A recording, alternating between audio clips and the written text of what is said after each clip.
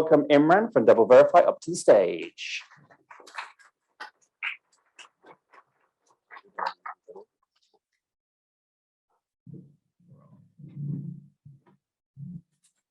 Here it comes. Yeah, we're on.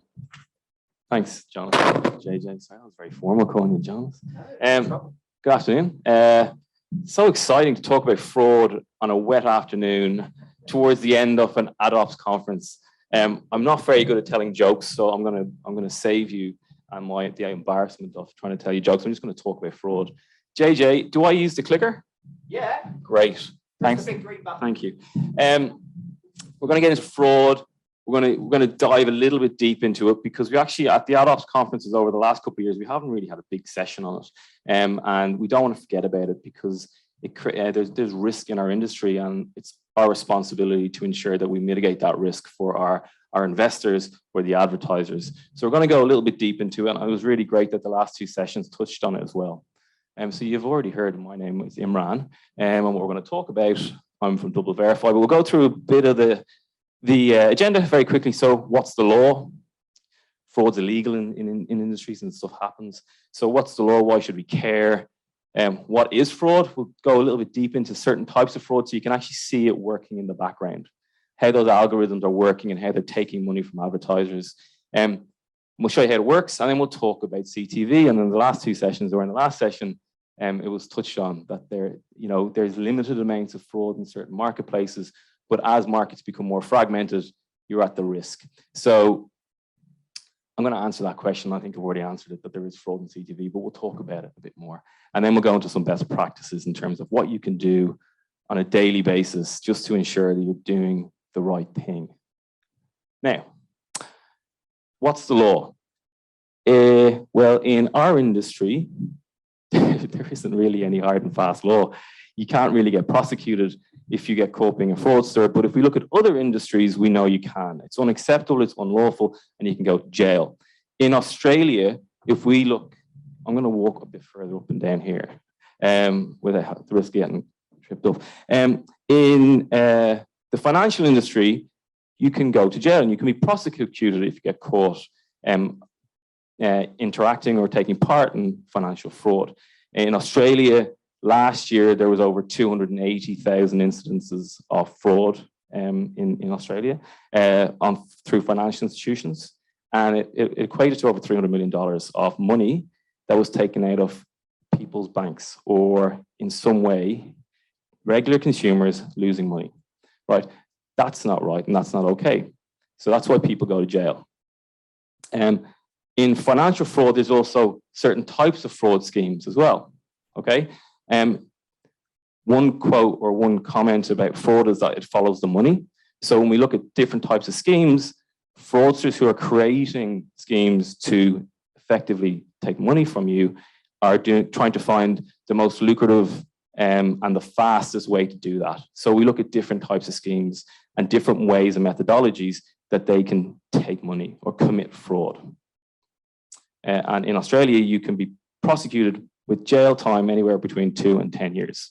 But in the advertising industry, unfortunately, it's really, really hard to identify fraud because there's quite a few different types, to find the perpetrators and then to prosecute them.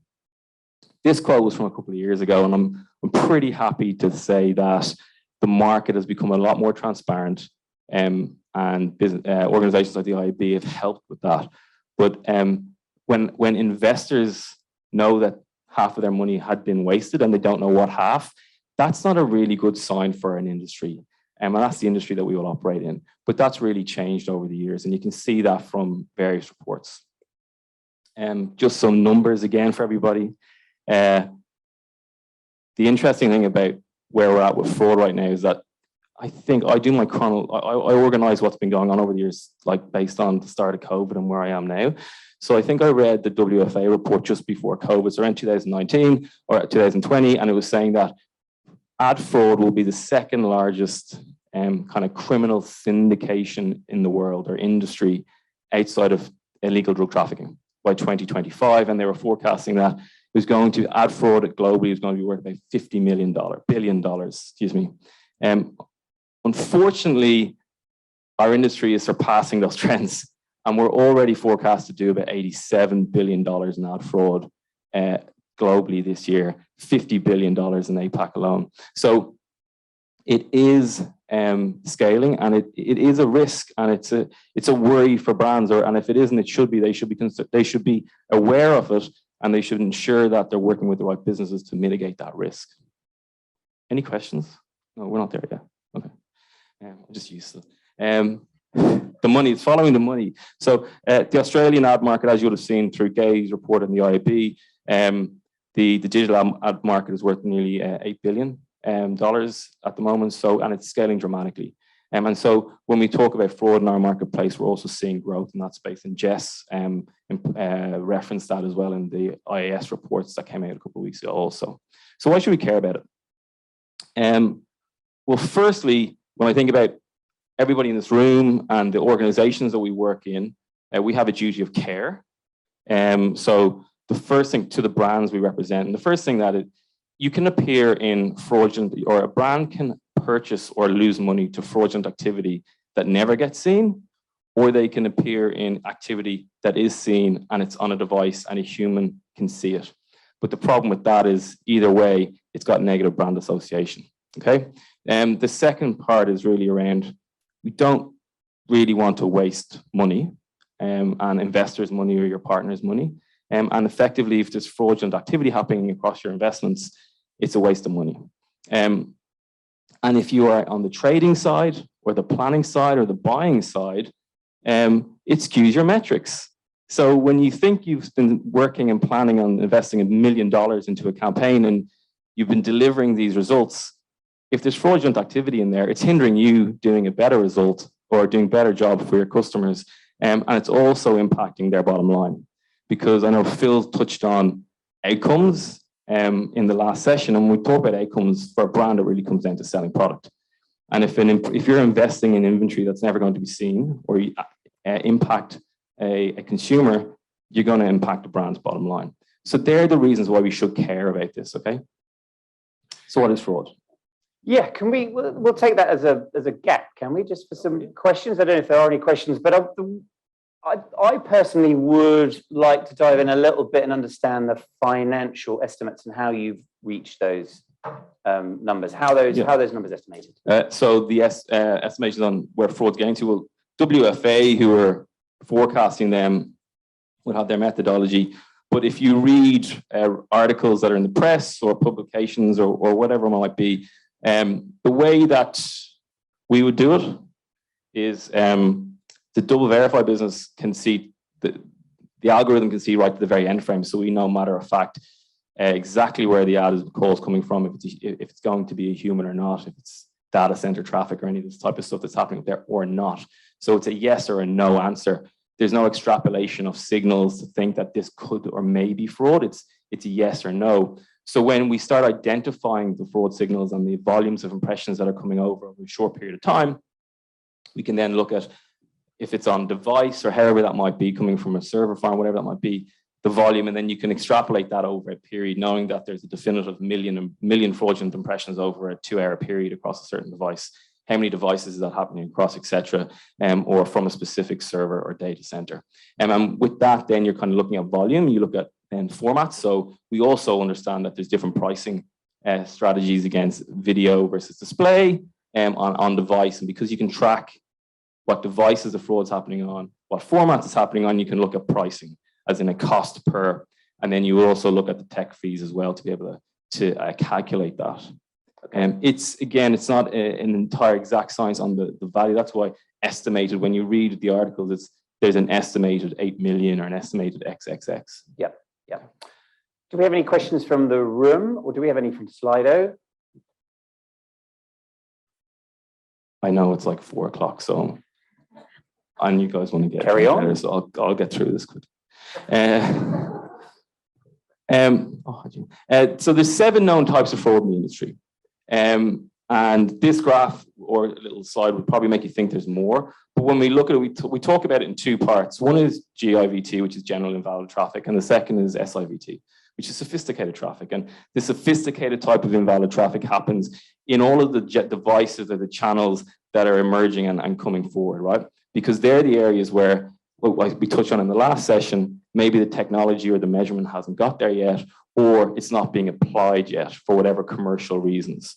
So when we talk about the known types of fraud, when we look at app fraud, site traffic, and all that kind of stuff, I'll show you an example of exactly how it works. And then we'll go through just a couple of definitions on when we look at SIVT, which is like data center traffic, and what injected ads look like, and then what emulators look like, right? Because these are the types of fraud that are happening in CTV environments that we were talking about just in the last session as well. So let's look at it in action. And I'm really hoping that this doesn't crash. We're going to have a little look on the inside of a fraud lab. So you can see on the right-hand side, that is your screen on your mobile device, and you can see there was apps downloaded there. And on the top left, you can see these are all the calls, all the signals that are coming through from that device, from this app. So when this yoga app is being opened, an ad is being served. But on the top right, you can see all those different ad calls happening, yeah? And there's multiple ad calls as one ad is being served. So that doesn't make sense, okay? So you can see in the course of these 20 seconds that I've been trying to explain what the Samsung device is, there's probably been about 200 ad calls going through against that one ad, okay? And when the ad is closed and the app is up and the consumer is just engaging with the app, you can see more ad calls running in the background. Now, when you can identify how many apps are, how many downloads of this app happens, on what devices exactly, and you can then track these ad calls, you can then try and estimate or have a fairly accurate guess on the volume of inventory that's of fraud that's taking place in this space. The only way to identify this or to be able to stop this is if a consumer deletes the app. Because what happens is, and how that app gets into the store is, I don't know if everyone's really across it, but obviously there's regulations to have your app approved in two of the stores, the Android store, the iOS store. And once it gets in there, there's not always consistent reviews of the updates that are happening in all of the apps that are going on there. So if I'm a business owner and I want to create an app for my business, I might commission a third-party software company to develop SDKs for me and to build code that can help the app run. Those companies that are acting like legitimate engineers or developers will create a piece of software for you that can sit within the app that makes your app run and your business is running well in the background. When updates happen and those third parties are helping provide updates, they slip the code in, okay? So that's when the fraudulent code comes into your app. And no one knows it's happening, okay? So consumers might understand it if you explain to your friends or your mum, oh, why is your battery dying a lot? It's generally dying because you've got apps that you're not using a lot, but they're doing a lot in the background. And that's what happens. From our industry, when we see these signals coming in and there's kind of anomalies happening there, we can identify that, and we identify that within like 15 minutes to an hour. We can see those anomalies and identify, get straight down to the point of exactly where the devices are, the types of ad calls that are coming through, and then shut it down because we can see the address. We can identify exactly what center it's coming from, etc., and then it gets shut down. And in the programmatic world, that can happen like probably every 15 minutes. Any of the buying platforms you're buying across, like this can be identified and shut down within about 2 to 4 hours. Okay. Any questions on that one? No? Okay. We'll go into a bit more sophisticated invalid traffic. And I thought the easiest way is just to define a few things for everyone instead of taking you through examples of everything. So when we look at data center traffic, that's really where impressions are coming from web services or cloud services, right? So a fraudulent organization can set up, access a cloud service, create fake impression and ad calls from the server that make it look like it's coming from a publisher or an actual destination device, and it's never coming from there. It's just the ad call and the impression count is happening in the background. And when that happens, that can happen like very, very high volume as well. So it's not necessarily bad for the brand in the fact that you're going to pay for impressions that never exist or never appear on a screen, but they're not human. So you're just throwing your money away to no impact whatsoever. When we look at injected ads, this is an example. I'd just like to say this is not something that happened recently with Toyota and that. But when we look at injected ads, we look at how a publisher, their website has been compromised. So they've effectively been hacked in, and fake ad units are displayed on top of a publisher's site. Okay, and when you think that the ad call is coming from what it looks like to be from the publisher with the same type of format that the publisher would normally have on their site, you think you're buying that. When in fact, it's just a hacked publisher, and the ads are running at high volume and without the publisher identifying that or being able to see that. And when we look at hijack devices, well, that's normally when my mum sends me a Facebook message saying, "Hey, do you remember those great days? Download this picture again in the messaging section." Oh, far out. I just got hacked, and some software gets downloaded onto your phone. Or my cousin from some country I've never heard of told me that a great auntie of mine has just left me $10 million, and I should download this application form to make sure it gets transferred to my bank, tax-free. So that's generally what happens when you get a hijack device. So the software gets downloaded onto the phone. It generates or creates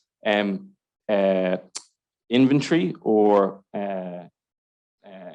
content that's running in the background that's never seen by the user. And it then has bots creating millions and millions and millions of impressions in the background and clicks in the background to make it look like Imran Masood's iPhone or Imran Masood's laptop he's clicking ferociously on lots of weird content out there. And I know when my security guys call me about it, I'm like, it wasn't me, I didn't do anything. My mum told me it was a great photo. But that's what happens with hijack devices, okay? And it's quite sophisticated because you don't find in the background, it's malware. And then emulators. So I think I used to play this. And June, when you said who played what on the phones earlier on, I was like, oh yeah, I played Angry Birds, I played Snake, I used to do that all. But what happens is like these are designed for phones, right? Like for smartphones. But what happens is the fraudsters will build fake websites, will rip content off and make it look like it's coming from really reputable publishers or gaming providers. They will send the code back into the servers, like the SSPs. So when the buy side think they're buying mobile inventory, the address it's coming from is a mobile device, when actually it's a desktop device. Now, the fraud that's occurring there, this can be or may not be seen or usable by consumers, but the fraud that's occurring there is that the people that are developing these locations are charging brands the premium mobile price, right? So you think you're getting that experience of an advertisement on a mobile screen that you can engage with, et cetera, but it's actually a desktop. And so the fraud there is financial fraud as well, in the way that they're charging you an inflated CPM and telling you it's something that it's not. And so this is kind of an example of what can happen as well in areas like CTV. What's that way? Nice, perfect. Yeah, so just to check in on that, I think it's really important to understand the difference between general non-human traffic, which can be benevolent bots, spiders, which help us in our experience of the internet, which whilst it is non-human traffic, is very different, sophisticated fraud, which is crime. And some really strong examples there. I just wanted to check on the, on the sophisticated side of things, it's almost, without being too dramatic, an arms race in terms of what's up to, what the solutions and what the criminals are up to in effect, and the solutions that are in place to try and protect brands from that. So how much resource or how much effort is being put in by companies such as, or across the industry, but at DV, for instance, in that very cutting edge environment in this space? I can't tell you because June's in the room.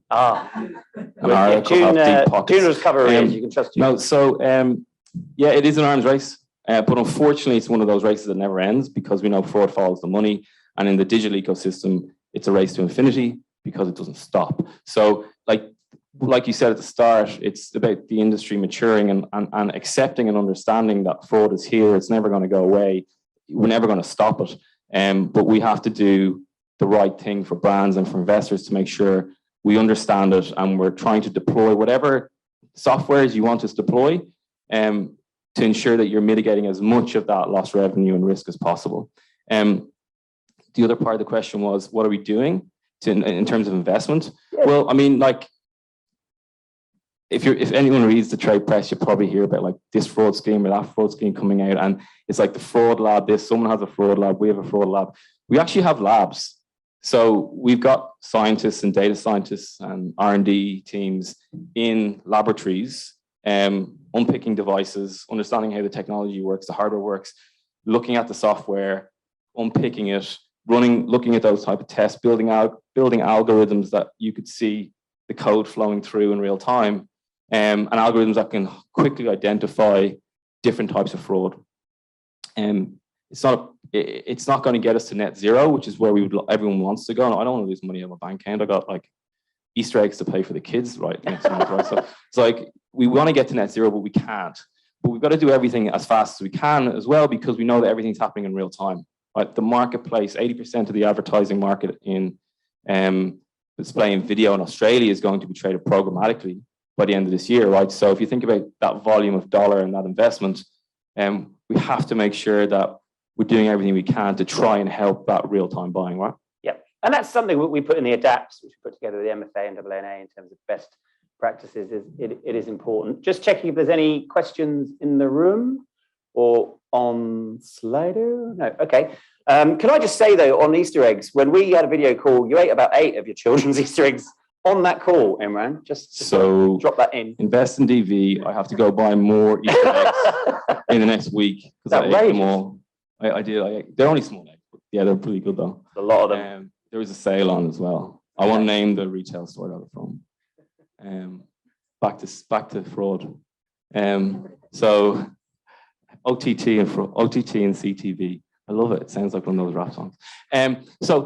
Just in case people aren't all completely across OTT, that basically is video, any type of video that's served through the internet. So it used to be you plug your device into an internet net, just Wi-Fi is connected. And CTV is a subset of that, right? And CTV can be applied or it can be accessed in many different ways. As you can see through the Smart Hub, most people probably use it on their TVs or through streaming devices or gaming consoles. But I've been to many conferences over the last couple of years, and there was one that was on a few days ago I read about, and you know, there's these statements always going right. There's no fraud in CTV in Australia, and it's just not true.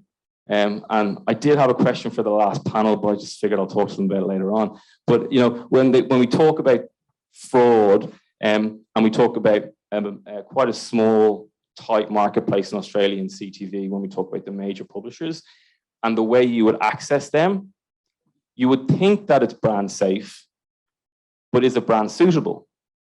Right? You think you're buying a really strong broadcaster and you're buying the content they have, but when when you're buying that piece of content, you don't know what's going to happen in that program yet, right? You don't know what's going to be said on that news where your ad's going to be placed next to it. So there's a difference between suitability and safety. And when we talk about fraud, there's a big difference between saying, I'm going to go and buy channel X in Australia through a PG deal, through all these technologies, and it actually being that supply, right? Because when we talk about the types of sophisticated fraud, we know that there are schemes out there that are trying to ensure that their address and their call looks as close to the high quality publishers that we all want the money to be invested into as possible. Okay, so we know that it's there. We know that also in the Asia Pacific region that CTV, first of all, is growing dramatically, right? And in Australia, CTV has definitely scaled during the COVID pandemic with people being at home more. But that means the fraud has as well. Now, our marketplace is probably a bit more advanced than the rest of the world in terms of fraud numbers. And when we talk about the growth of fraud in Australia, it's off small numbers. So traditionally, when you're looking at the 4 or 5 CTV publishers you're going to buy across these days in Australia, it's limited. The fraud isn't huge, but it is there. And so when we talk about why it's important, it's because brands aren't just investing in CTV. They're investing in social, and they're investing in display, and they're investing in video, and they're investing across multiple devices and across multiple different publishers. And they all chose to have an ad server because they want to have an independent voice and they want to have independent measurement. So even if there is a small chance, be it 2 or 5 or 6.5% chance of there being fraud in my supply chain, I don't want to buy it anywhere, right? So that's why it's important.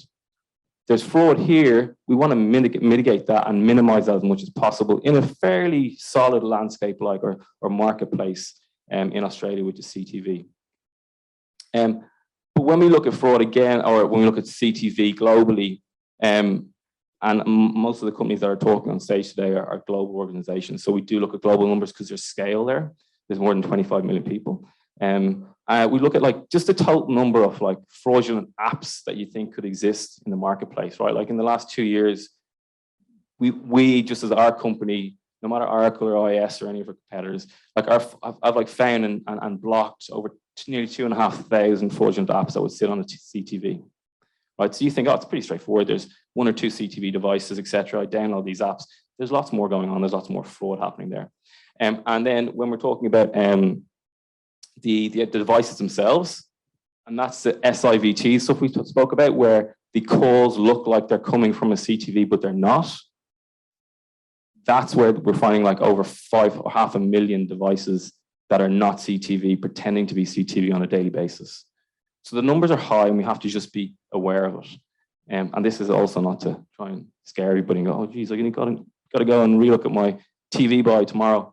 But we're going to look at spoofing because it was also touched on in the last session as well. I'm not going to go through the timeline. I'm just an example that happens a lot. And in the last couple of years, there's been lots of really sophisticated schemes or algorithms that have been set up to take money from our clients.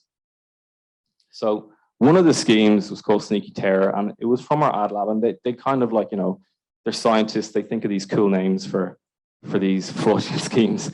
And I'm going to talk you a little bit through how Sneaky Terror works if I'm still on time here. Sorry, JJ.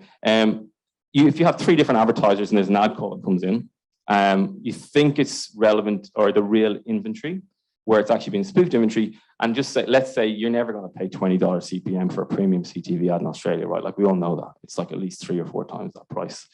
Isn't that right? Yeah, come on, agree with me. It's okay. No one's going to share this on social media. So say you're paying $20 for a premium CTV ad in Australia, thinking it is a 7, 9, 10 SBS or Foxtel, whatever that might be, where it's actually just a fraudulent activity with an address saying, I'm coming from there. Would you want to put your ad in here? What they're getting there is not just you saying, I'm going to pay $20 for it. They're going to get all the data that implies why you find that valuable, right? So they can remember that data, or remember those signals that tell you, oh, this is why that brand wants to buy that product or that ad at that price. We can then send more signals to that person, the same signals, so they'll buy more and more spoofed inventory. The $60 goes to the fraudster with his nice hat, and he goes off and he buys 1 ad in the marketplace. And that's a real ad. An ad can appear on a screen against that. But what happens there is that the signal goes back to the 3 brands saying that an impression's been called. An ad call's come, and you can now put your ad in that space. So let's put it in there, and we're going to serve it. But the reality is that only 1 ad's seen, and so it doesn't really matter. His fraudster doesn't care. It'll just be whatever way it's going to turn up. 1 ad's seen, but 3 ads have been paid for, and he pockets the $40. So the publisher is getting hacked, thinking that they're selling 1 ad at $20, where actually the code that's going in over the top of it is saying that there's been more ad calls happening, so the fraudster can keep the money.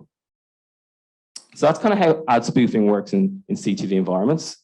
I don't know if there'll be questions on that, but I'm going to go into best practice, and then I think I'm done. So really simple stuff. I try to keep it simple in terms of like, what do we do next? We don't have to run out and scream and say the world's coming to an end, but we can try to understand it better with whoever your partners are. If you have technology leadership within your businesses, try to understand it a bit more. The 7 types can go a lot deeper than just this session. There's third-party verification companies that we work with and that are aligned with the IAB and that are aligned with the MRC and the TAG for accreditations and certifications, etc. So make sure you're speaking to them to understand a bit more about it. And it's obviously your decision, the brand's decision, what to do with that. And look for businesses or technology companies that actually have certifications in specific platforms that we're talking about, right? So if it's in social or if it's in CTV or whatever that is, make sure that there's a certification there, because it just means that their methodologies are accurate and allows you to scale your protection across the marketplace. Also ensure that, publishers, talk to your publishers. It's just as important for them because we want the money to go to the right publishers if they're producing the right content to reach consumers so advertisers can invest. So make sure you're talking to your publishers. So what are they doing about it? How are they securing their inventory as well? And then check, I kind of mentioned this already for businesses that are verified by TAG, and then do a sniff test. If you are getting reports saying that 100% of your inventory that you're buying is fraud-free, viewable, brand suitable, and all targeted to Surrey Hills, and you've delivered, 6 million uniques, there's probably something fishy going on. Okay? So make sure you do a sniff test and learn, and then make some smarter decisions. And then the final thing is ask questions of the technology providers across your entire stack. So you've got to think about the whole stack. Independent businesses like ourselves work with all of the other independent businesses to ensure that we can try and create a safe environment for advertisers and for the investors, and for the agencies to ensure that they can do the best job possible. So make sure you ask the questions, or you pick up a phone, or you drop an email to someone. And if there's something you don't know, everyone's here to help. Thank you. Thank you.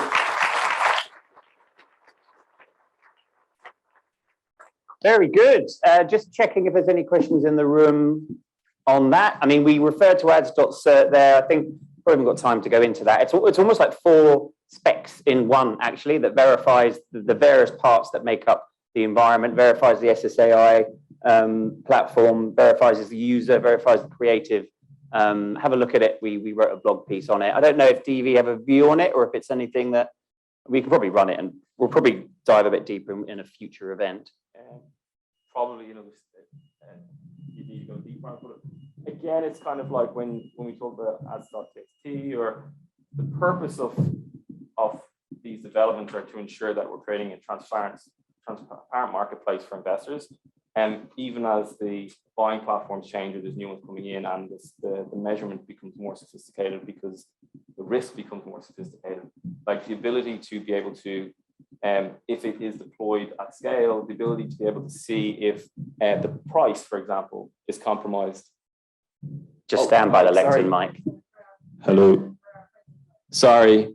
We have streamers. I forgot about that. So we're streaming. The ability to be able to identify if the price that a brand is willing to pay and that's coming through has been compromised anywhere along that chain, and that there's an audit chain there, that's actually quite valuable, I think, especially in the space when we talk about, for example, like when fraud's following the money, it's following the highest priced inventory and trying to make as much of that as possible to cash out as quickly as possible. Those types of things are important. And then also I think there's something in there around brand safety as well, right? And being able to measure the different types as well that are in there, especially in kind of like evolving channels as well. Yep.